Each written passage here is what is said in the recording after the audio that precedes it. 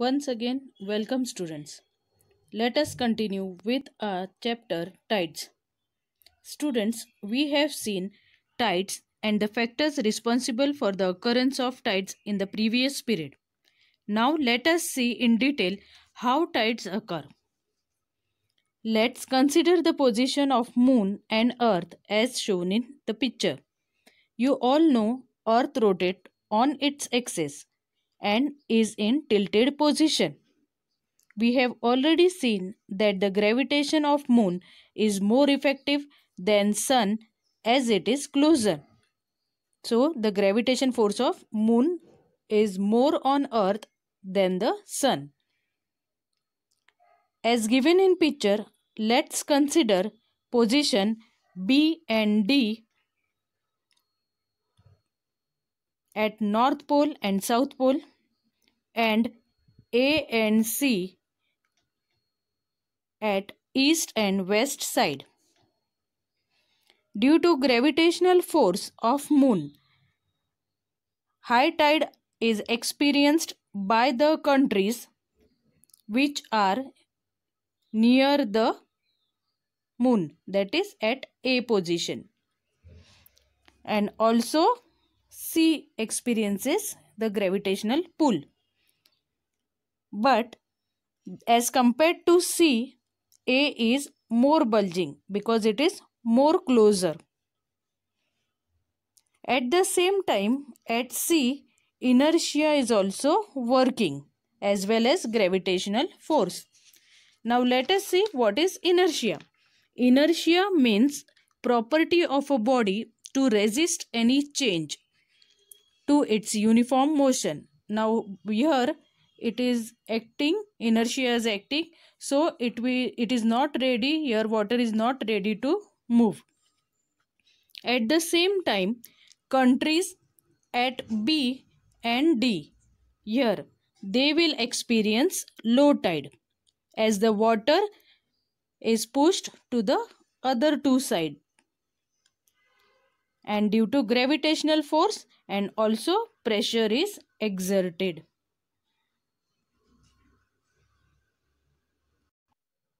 Now, as the earth is continuously rotating and revolving, we will see that here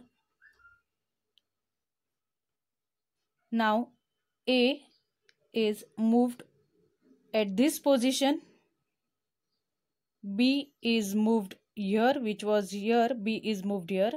So every position is changed.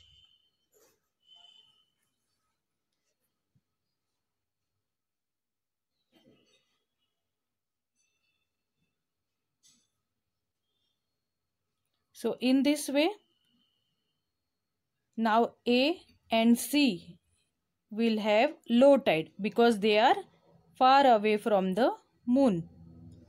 On the other